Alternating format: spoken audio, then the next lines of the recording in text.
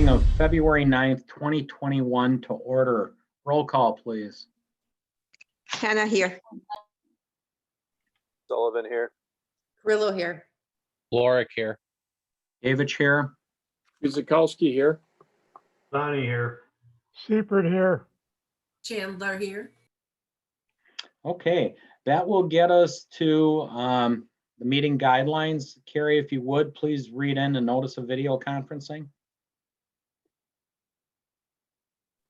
The City of Oak Creek is authorized to hold this public meeting remotely during the COVID-19 public health emergency under the March 16th and March 20th advisories from the Office of Open Government and the Wisconsin Department of Justice. Per the advisories, this meeting being conducted via Zoom video conference with telephone conferencing capabilities was duly noticed per the City of Oak Creek Municipal Code and statutory notice requirements more than 24 hours in advance of the meeting. Members of the public have been advised of the options for participation via direct mailing to property owners within 300 feet of a proposal, via the COVID-19 information page on the city's website, via social media, and via the information contained on the meeting agenda. This meeting may also be viewed at the city's YouTube page, the link for which was contained in all aforementioned notice methods. The meeting recording will also be accessible on the city's YouTube page within 48 hours. Plan commissioners and participants are initially muted upon joining the meeting. Plan commissioners and staff have the ability to mute and unmute their microphones throughout the meeting. Please mute at all times except for roll call, motions, voting, and when recognized by the chair.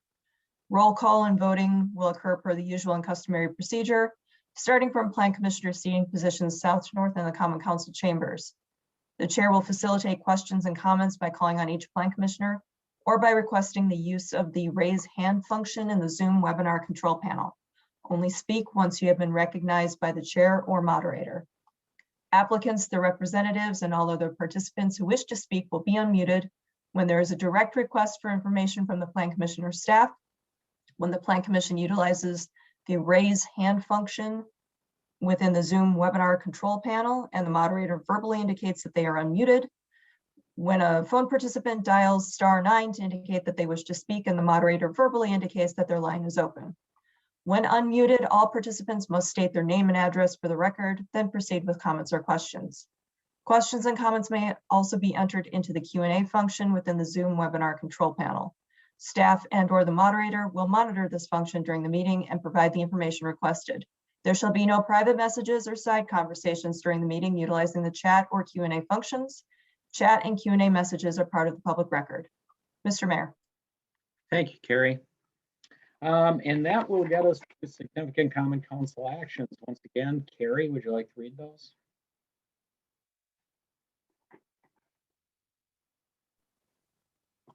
Oh, I'm sorry. Approval of minutes. I overjumped it. Everybody take a look at the minutes of January 26th.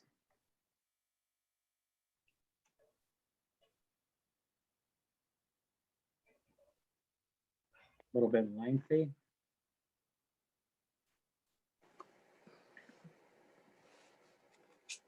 Well, when you are satisfied that there's no omissions, errors, or corrections, I'll entertain a motion.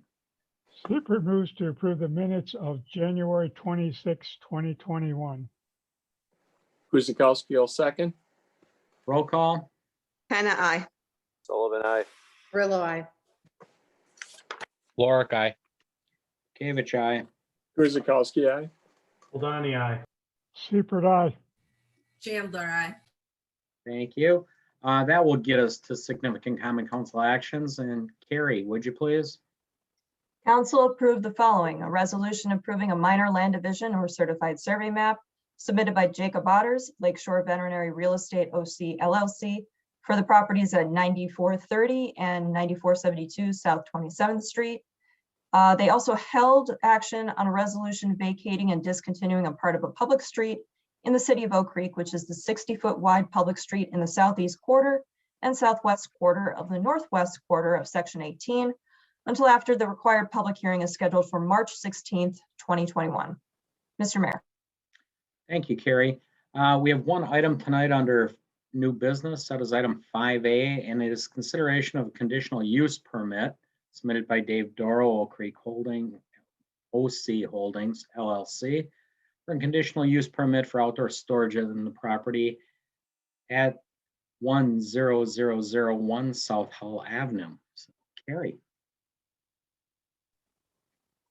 Thank you, Mr. Mayor. This property is in the M1 zoning district, and plan commissioners may recall that this was a similar request from the January 12th consideration.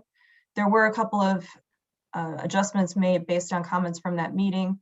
The proposal is still for the outdoor storage of created parts and products. They've reduced a little bit of the asphalt, but the request is for about just under 2.5 acres of asphalt on the southwest corner. If we get into the plans for the proposal, the crates are proposed to be stored to a maximum height of 7 feet within the existing fenced area. They've added a few additional details for that crate storage area, including the stripe areas where those crates will be allowed to be stored. They have also added 12 to 15 foot wide aisles so that they can be clear for emergency access as well as maneuvering. You can see on the east portion here, some of the reduction in the asphalt has also been reduced in terms of where those crates are going to be. That has turned into a loading and unloading area that was talked about at the last meeting. Also around the perimeter, they've added curb and gutter based on concerns raised at the last meeting. That existing 6 foot tall chain link security fence is going to remain in place. Some of the landscaping and lighting concerns that we had talked about at the previous meeting are going to be addressed in this as well. One of the things that they have changed with these plans is to add, instead of a 6 foot perimeter landscape strip in this area, they've widened that to 8 feet. And along the south and around the corner, the southwest corner, they're proposing 8 foot tall arborvitae for screening purposes, and we'll get into a little bit of the lighting details in a moment. That underground storm water that was proposed at the last review is still included in this proposal. What I have on the screen here right now is the 2 areas for landscaping that have been proposed. Per some of the concerns that were raised by staff and the aldermen and some of the plan commissioners at the last meeting review on January 12th, the existing landscape berm that faces that subdivision, that residential subdivision to the north, is proposed to be extended west to add in the screening of the proposed outdoor storage area. That's along the north side, so it's in this blue box. And then to further screen the storage area, they've added a few tall trees, arborvitae, just north of the extent of the pavement for the existing drive. On the bottom in the orange box is the proposed screening for arborvitae on the south and around that southwest corner for the crate storage as well, specifically. On the east side, completely east of that asphalt area, they're proposing a small landscape berm with arborvitae, a few other bushes, and then an additional 3 arborvitae right across that access drive that is existing right now. So this is what's being proposed to further screen that storage area, provide a little bit more buffering to that residential area to the north as well. The landscaping does stop at the corner. It does not extend along the full length of the outdoor storage area, and that was due partially to the to recognizing that the parcel to the west is undeveloped and remains in conservancy, so it can never be developed. Going over some of the staff concerns from the last review of this, one of the main concerns was the extent of outdoor storage. This is still almost 2.5 acres of additional asphalt in the area. They did reduce it by about 3,000 square feet and again added that loading area on the east. So not all of the 2.5 acres will be for crate storage area. And those areas again have been delineated, about 30 striped areas. This can be further reduced if required by the Plan Commission. If the Plan Commission is not comfortable with the extent of the outdoor storage, you do have the authority or the jurisdiction to say that, this needs to be reduced a little bit more. That would be for consideration by the Common Council if this is recommended for approval. In the staff report on the January 12th meeting, there were concerns regarding the fact that this outdoor storage area didn't have any physical delineators. It was just proposed to be asphalt and striped areas and a strip of landscaping. So there was really nothing that would prevent anybody from moving these crates even further and expanding that outdoor storage area. So what has been proposed is a curb and gutter around the perimeter, not interior, but along the perimeter of the asphalt, and then the pavement markings that would be more of a visual cue for staff where those crates are going to be allowed to be stored. So 30 areas within the asphalt also gives a little bit of a delineation of where that loading area is intended to be, which could be further identified with pavement markings.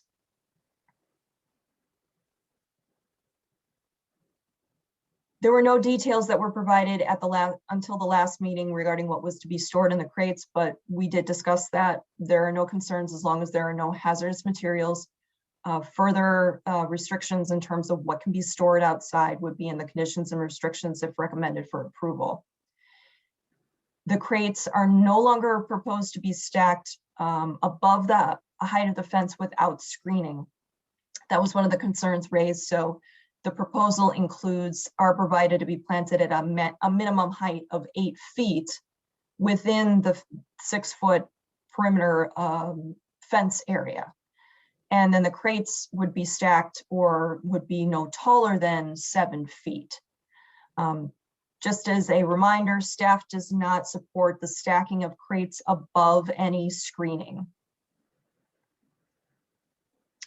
One other item to note on the landscape plans, the striped areas are not indicated, so that would be something that would be required for the landscape plans to include those striped and curved areas so that all plans match.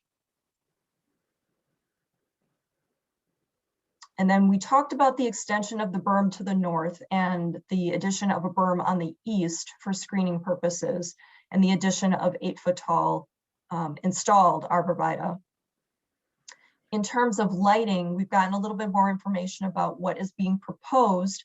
Light poles to match pretty much existing 25 to 35 feet and fixtures intended to match as well. The only remaining concern then is the 5,000 Kelvin temperature rating of those fixtures. Staff had recommended that they be no more than 3,500 kelvins. This is something that we are considering in the zoning code update as being more understanding of the residential area, making sure that we are not providing undue lighting pollution as was identified by the alderman for the district. Just making sure that we're respectful of the residential neighborhood that is in the area. So that would be something for Plan Commission consideration as well.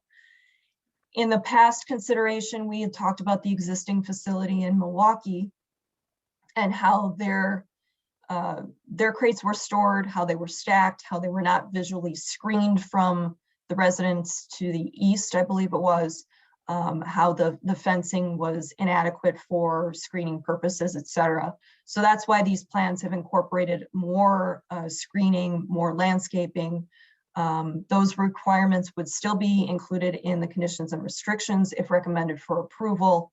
And again, because we do have these concerns that remain, there would be a recommendation within those conditions and restrictions for the conditional use permit to be effective for a maximum of 5 years and limited to Komatsu specifically. It would be a non-transferable conditional use permit. One last thing regarding landscaping and screening.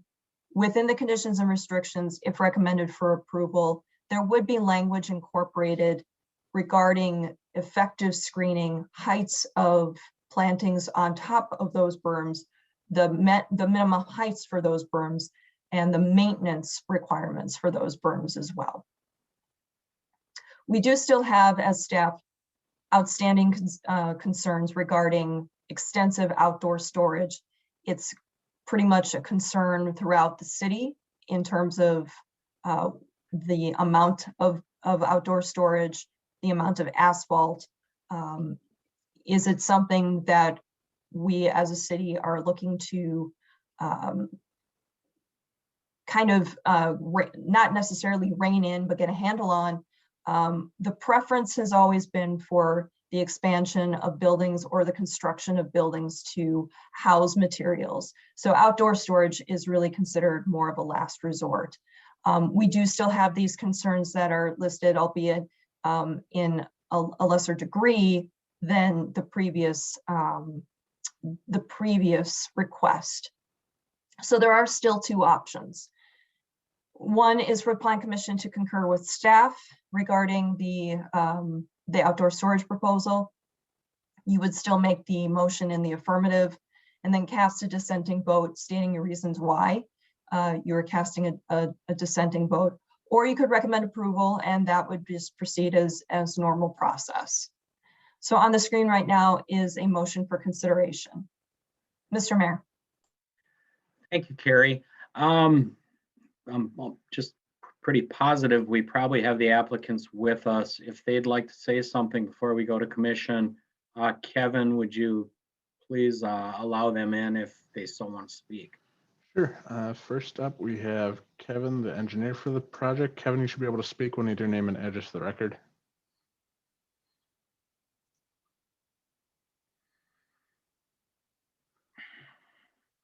You might have to unmute yourself as well, Kevin. Sorry about that. Thank you, commissioners. My name is Kevin Risch, the project engineer, 8308 47th Avenue, Kenosha, Wisconsin, 53142. I'd just like to say a few things. I won't go into the detail like I did the last time. I think Carrie did an outstanding job of explaining all the changes that we made since our last discussion. We did hear you quite clearly at the last Plan Commission meeting back on the 12th, and we did have some internal and external discussions regarding some of the concerns that the alderman brought forth, as well as you guys on the last meeting. And as Carrie alluded to, we did add the berm extension on the northwest corner next to the residential area, and we're looking to extend that berm as close to that fence as allowable. And if need be, if we needed to raise that fence up even to get that berm closer, we certainly are willing to do so. As Carrie alluded to, we're looking to plant arborvitaes along the fence. She had mentioned arborvitaes elsewhere, but primarily the arborvitaes were going to be stacked along the perimeter of the fence on the south side, the southwest corner, as well as the northwest corner by the residential area. The plant height, where the owner is willing to spend a little bit more money, but we're looking to use arborvitaes that start out between 7 and 8 feet at plant. Mature will approach 20 to 30 feet in height. So that's certainly going to create a nice little a wall along those property lines to kind of shelter, the look. In that blue area right there, the arborvitaes will be next to the fence there, the smaller dots that's in that drawing. The larger dots that are there, those are Colorado spruces. Again, those will start out at 10 feet in height and grow up to 20 to 30 feet at mature, as well as those trees that are closer to the paved area. Specifically along the south side, the little dots are all the arborvitaes, and then along the east side of that parking lot, that's going to be Colorado spruces along on top of that berm. So we did hear you with the the screening that we were proposing in the fence and the concerns with the plastic breaking down. So we did something that's going to be a little bit more permanent. In addition, we're still looking for the stormwater detention. We're not quite sure if that's going underground yet, but I need to work out the details with that between Carrie and engineering as to how we're going to do the storage once we get into the full design for that. Something I just want to note that the owner as well as the tenant, we fully are aware that this conditional use runs with the current tenant, and if they so choose to leave, then this conditional use permit will terminate. As far as the lighting that Carrie mentioned, the 5,000 Kelvin, what I did is pretty much the lighting that's out there today are 5,000 Kelvin fixtures. The heights of the poles along the perimeter of the building, those are the 35-foot height. The poles that are along the north side, along the back of that parking lot next to the residential, those are the 25-foot height poles, as well as the ones that are in front there near Howell. Those are the only ones that are 25. So what we're proposing along the perimeter is the 35-foot poles. I think we got 7 of those, and then we got one 25-foot pole that's on the east side between the berm and the parking lot. There's a 25-foot pole that's being proposed there. If the 5,000 Kelvin is a concern, or is brought about as being a concern, the owner is willing to swap out the remaining fixtures on site. There happens to be 51 more fixtures that would have to be swapped out, but these lights have been replaced, approximately 10 or 12 years ago, so they're still relatively new in their LEDs. But he's still willing to, if it's a deal breaker, he would swap out those fixtures for the lower temperature rating. Now they don't make 3,500 Kelvin, they make 3,000 or 4,000. So if need be, we'll go down to the 3,000 if that's the commission's preference. So I just want to point those things out that we're willing to work with the city, and we really appreciate you're willing to listen to us another time here. So if you have any questions, I will open it up to the commissioners.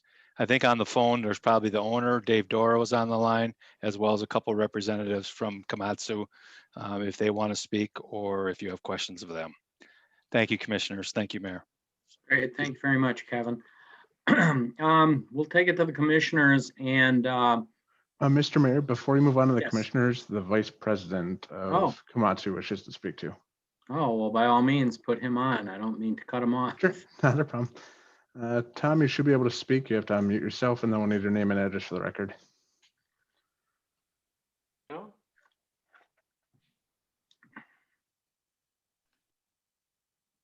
Go ahead, Tom. You can hear me? Yep. My name Tom Brunner. I live out in Pewaukee at N38 W23344 Broken Hill Circle South. I am the Vice President of Manufacturing and Distribution for the mining division of Komatsu.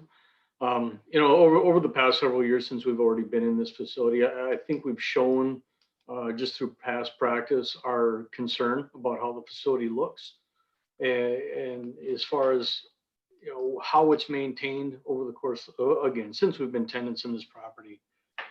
I just want to make sure and assure everyone, our dedication to continue, if not the current level of standard of appearance, really we want to take it beyond that and continue to improve. As many of you are aware, we've got a very large investment that's going on down at the lakefront. That is going to be an absolutely just an amazing facility for the Milwaukee area and the surrounding suburbs. With this opportunity we've got, we're taking some of the workload that's currently being done at the National Avenue facility and shifting it over to Oak Creek. So again, from a standpoint of utilizing that facility and taking that facility to another level of performance, and obviously the workload brings added employees into the community there as well.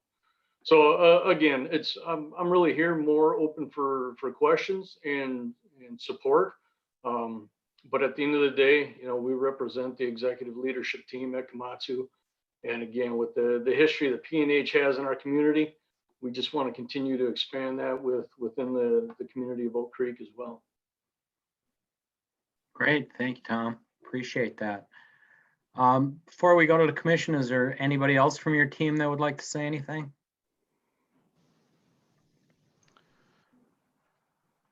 Nobody else is raising their hand, Mr. Mayor. Okay, thank you. Then I guess we'll go to the commission, and I'll ask Christine if you'd like to lead us off. Do you have any questions, comments, concerns? No, I don't have any question from what I saw so far. Thank you. Okay. Matt? I guess the only question that I would have is if we do approve this conditional use and go to conditions and restrictions, I guess this is more of a question for Carrie. Can we require the removal of the pavement, the additional pavement, if Komatsu so chooses to get out of the lease and move on? Is that part of a condition that could be put in there? Just a question. That's it. Matt, I think that we may be able to try and wordsmith something to address that concern, such that there would be, yes, there would be language that we can incorporate regarding not necessarily remediation. That's not the word I'm searching for here, but restoration of the property if that use is discontinued. We can certainly wordsmith something in the conditions and restrictions. Okay, I think that would go a long way with a lot of the staff, some of their concerns. You know, I understand the process that Komatsu is going through and appreciate their effort in addressing a lot of the concerns. And I just think, you know, a minor maybe detail of that nature probably would go a long ways with staff. Thank you. That's it, Mayor. Okay, thank you, Matt. Dawn? I have no questions at this time. Okay, Greg?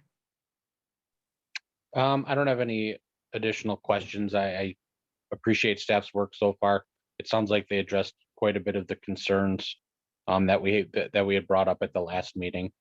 So I'm okay with it at this point, I think. Okay, thank you, Greg. Chris? Thanks, Mayor.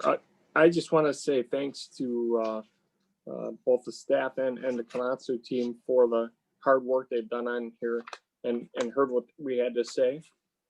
I would say my only concern is, you know, on the light pollution part of it, and if there's any way they could consider, you know, going down to, you know, to the 3,000 Kelvin watts, that I would be more in favor of that, just because, again, we know how much light comes off of another neighboring property over there with the FedEx. So that's just one concern with the light, but otherwise, this is really a great project, and I want to see, do whatever we can do to make it work here. So thanks for bringing it back, and I wish success here. Great. Thank you. Don? The only question I have for Carrie, and you've probably already said this like 3 times, but just so I'm clear, the lighting is going to be part of restrictions and conditions, correct? Yes, that's correct. All landscaping and lighting would be mentioned in the conditions and restrictions. Then I'll just save my comments about that until we get there. Okay. Fred? Yeah, the only question I had was the stormwater runoff, and it appears that they have that under control. So no problems. Okay, Chauncey? I do have a question for the applicant in regards to the amount of storage. So there seems to have been a reduction in the storage area, yet could you share with us how many different crates you plan to store now with the reduction of the 3,000 square feet?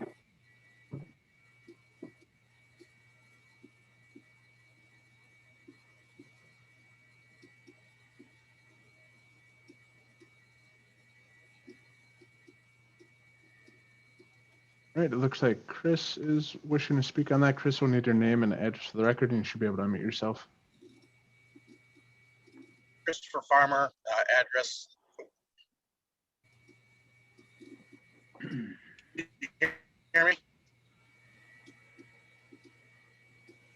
Yeah, go ahead, Chris. I can hear you. I think everybody else can as well.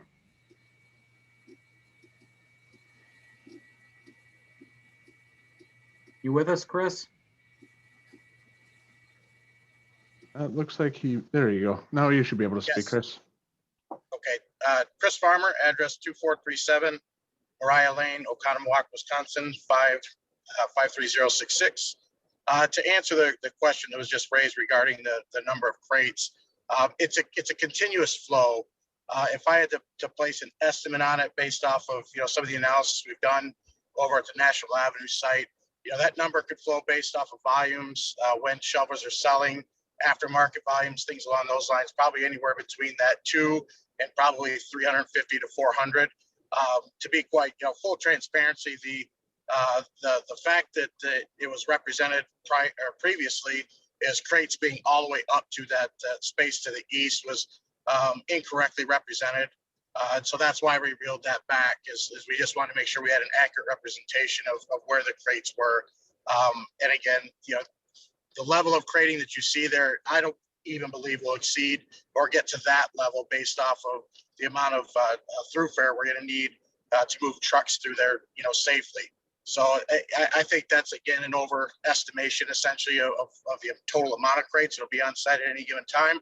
But also understand that, that number is going to vary. It's just going to be based off of market conditions, shovel sales, things along those lines, with the intent that, that things are going to be moving. I hope that answers the question. Yes, it does. Thank you. And then another question that I had was in regards to the screening, the arborvitae trees. So am I understanding it correctly? They will be around the crates on the inside of the fence? That is correct. So they will be on the interior of the ID of the fence line, essentially skirting the crates to the exterior, where they're represented on the overview or on the layout. And the trees will be at minimum or starting at 8 feet, yet the crate Yes, will be no higher than 7 feet. that is correct. And so what kind of markers would you have in place to identify the tallest height that's acceptable so that they don't get any higher than the 7 feet? We haven't identified that there'll be markers. I don't know if Kevin can speak intelligently to that. I mean, we're just going to be going off of the screening restrictions, right? If the arborvitaes are at 7 feet, then that becomes the level without stacking. However, to my understanding, those trees, they get as high as, what did one say? Is that 30 feet? Yeah, 20 to 30 feet. Yeah, so you're saying you're gonna stack crates as tall as those trees grow? Am I understanding that correctly? No, the restrictions are still going to be the 7 feet that Carrie alluded to. That's what's going to be written in the restrictions and covenants. And then I just want to just touch upon some of that reduction in pavement was due to the planting of all these arborvitaes. We needed more space along the ground, so we reduced or we increased that area between the fence and the parking area from 6 feet to 8 feet. So that took away some of that hard surface. And then the trees themselves, we're planting them close enough so when they start reaching maturity, they're gonna tie into one another. So they'll grow into it almost like a hedge. But the restriction's still going to be that 7 feet that'll be in the restrictions. Okay, thank you. Got it. Before I comment, Assistant Chief Havey, any comments, any concerns from fire?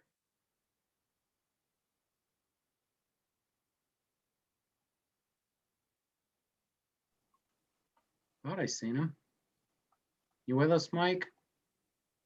Yes, I'm here.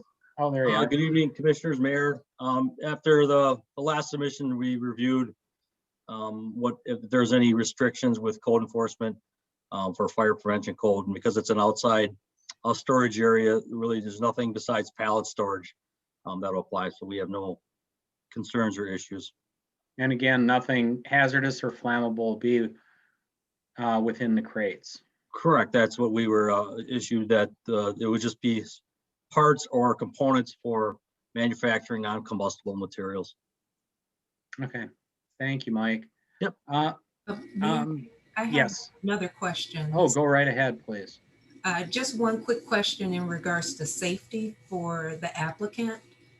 Because these crates are being stacked so high, how will you secure them?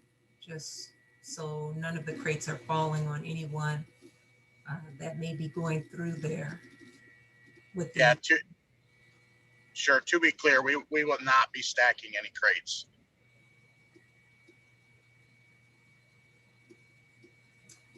If I may just speak for a moment here too. First, I'll just touch on the topic of safety. Safety is one of the items that if anyone was to get on the soapbox here and really start having a discussion around safety, it would be myself and my team. I have to let everybody know safety is number one in everything that we do, and everything that the way things are handled within the facility. You know, if you look at the kind of the industry average when it comes to injuries, we are less than 10% as far as from an injury standpoint that we have here in Milwaukee. So our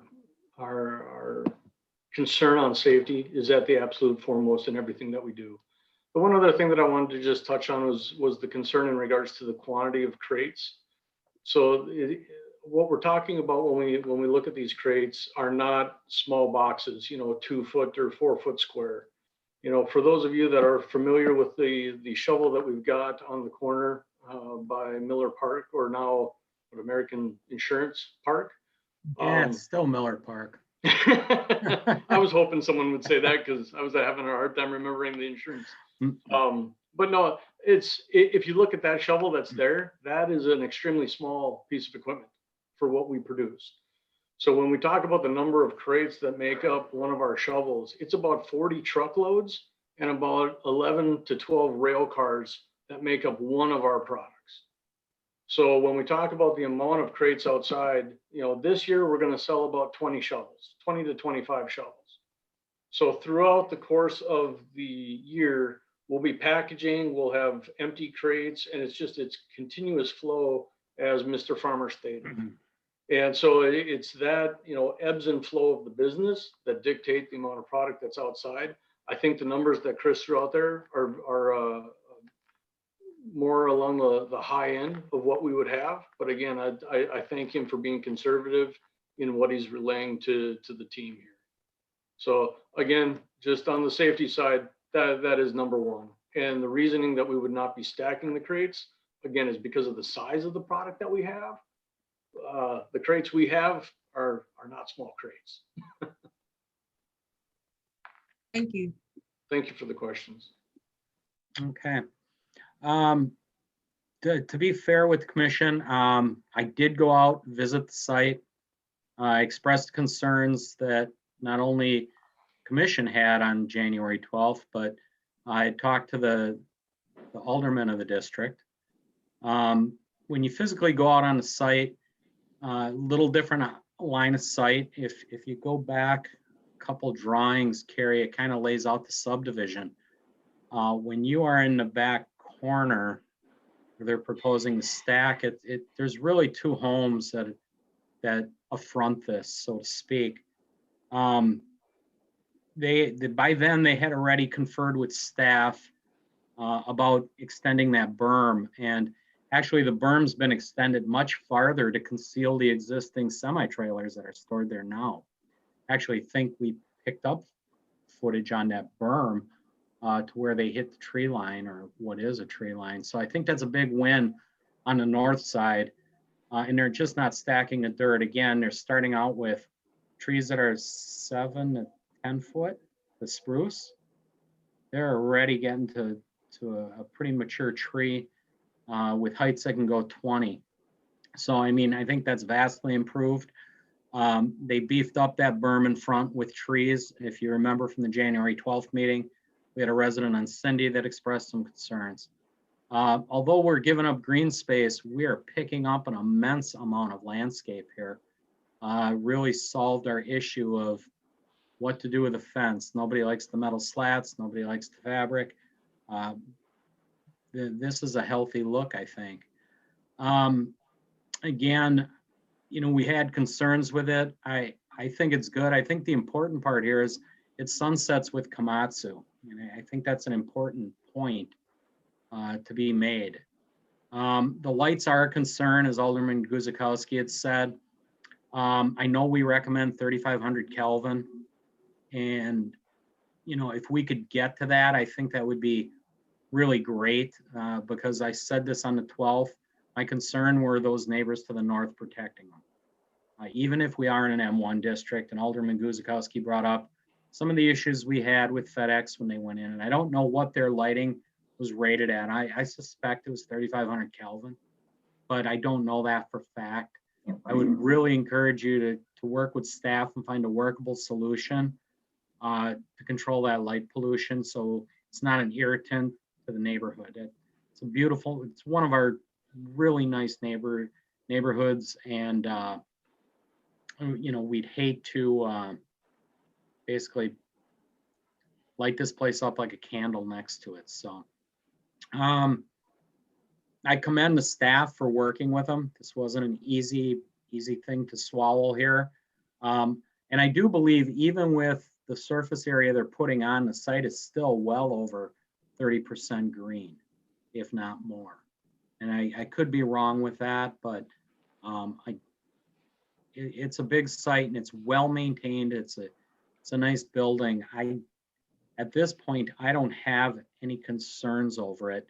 And again, I think Tom, the vice president, made it clear, these are large crates. They won't be stacked over. They're just too big. I'm a short guy. They probably tower over me in most cases. They're 5 to 7 foot crates alone, so they'll be up the fence line where they have to be.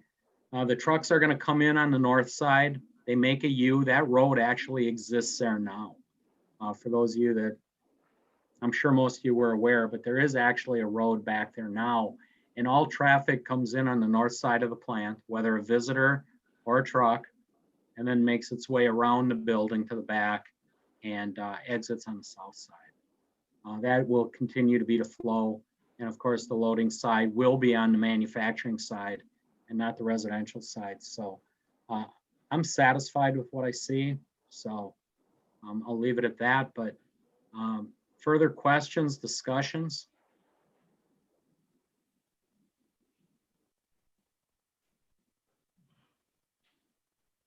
Okay. Seeing none, we'll move for a motion. Guzikowski makes a motion that the plan committee. Guzikowski makes a motion that the plan commission recommends that the common council approves a conditional use permit, outdoor storage and materials on the property at 10001 South Howell Avenue after a public hearing and subject to conditions and restrictions that will be prepared for the commission's review at the next meeting, February 23rd, 2021.